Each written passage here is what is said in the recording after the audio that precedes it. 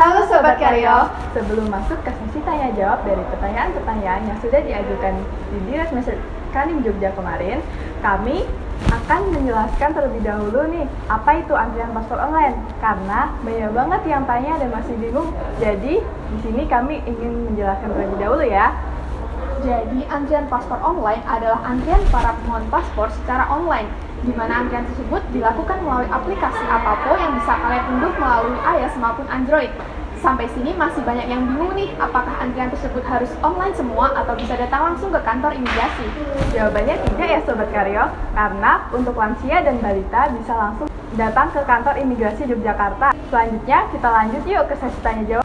Hai Sobat Karyo, kami dari Taruna Imigrasi. Nah, teman-teman kemarin udah pada ajuin pertanyaan kan di Instagramnya Kanim Jogja. Sekarang kita bantu untuk jawab pertanyaan kalian ya.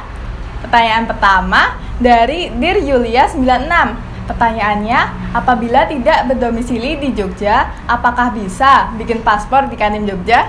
Jawabannya tentu bisa ya, karena di aplikasi apapun kalian dibebaskan untuk memilih kanim mana saja yang kalian inginkan untuk membuat paspor. Pertanyaan kedua dari Doni KRN IAWS. Pertanyaannya, apabila pelaut akan membuat paspor, apakah harus ada surat panggilan kerja? Harus ada dong Sobat Karyo.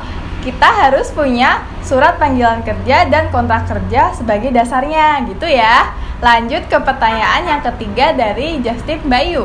Pertanyaannya, kalau buat paspor anak harus pakai antrian online gak sih? Atau harus datang di kantor imigrasi? Atau bisa di ULP ya? Jawaban dari pertanyaan tersebut ada dua ya Sobat Karyo. Apabila anak tersebut di bawah usia 5 tahun, maka dia dibebaskan dari antrian online paspor. Tetapi apabila ia berusia di atas 5 tahun, dia diharuskan untuk melakukan pendaftaran online pada aplikasi antrian paspor online.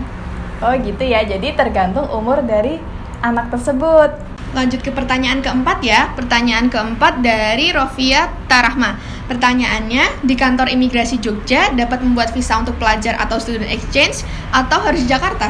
Jadi gini, untuk visa bagi pelajar WNI pengurusannya di kedutaan besar di negara yang akan dituju.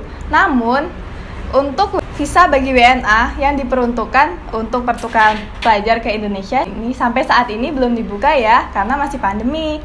Lanjut pertanyaan selanjutnya dari Baby Gio 16. Apakah saya pindah alamat tempat tinggal dan kampus bisa diubah status kita saya atau harus buat ulang kitas yang baru? Jawabannya, kalian harus melakukan exit permit only terlebih dahulu dari kampus sebelumnya, kemudian kampus yang baru akan mengajukan e-visa terlebih dahulu. Untuk pertanyaan selanjutnya dari Pratista Sakti. Pertanyaannya, untuk pemeriksaan AutoGate, apakah menggunakan stamp atau bagaimana ya? Saat ini, untuk pemeriksaan AutoGate tidak tertera stamp pada buku paspornya. Yang ketujuh dari Lisha Cahyaning Tias. Sebenarnya tes wawancara yang diajukan pihak imigrasi topiknya berupa apa sih? Jadi, topik wawancara yang diajukan dari pihak imigrasi kepada pemohon biasanya seputar identitas dari si pemohon paspor ini. Hal tersebut bertujuan untuk memastikan apakah data yang diberikan oleh pembuat paspor adalah benar adanya atau tidak. Pertanyaan lain kemungkinan seputar tujuan dari pemohon ini membuat paspor. Lanjut ke pertanyaan selanjutnya dari M_Hendrik_MZ. Selain dokumen job letter, dokumen apa saja yang bisa buat persyaratan bikin paspor buat pekerja? Jadi, selain dokumen job letter, dapat juga digunakan surat rekomendasi dari Disnaker dan atau kontrak kerja sesuai dengan jenis pekerjaan kalian. Untuk pertanyaan terakhir, yaitu pertanyaan ke-9 dari Elupin 7. Pertanyaannya, cara buat kitab untuk orang asing dan berapa waktu yang diperlukan untuk membuatnya?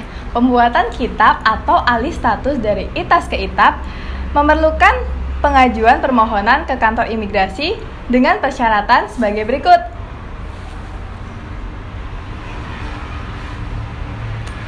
Itu tadi ya persyaratannya. Lalu setelah proses pengajuan ke kantor imigrasi akan diajukan ke kantor wilayah setempat dan diteruskan lagi ke Direktorat Jenderal Imigrasi. Untuk waktu yang diperlukan proses di Kanim selama 9 hari ya teman-teman.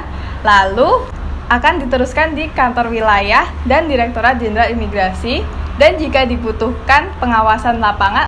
Jadi itu tadi ya beberapa pertanyaan yang udah Sobat Karyo ajukan. Semoga jawaban dari kami bisa membantu Sobat Karyo semuanya. Sekian dari kami, Taruna Imigrasi. Matur nuwun Sobat Karyo.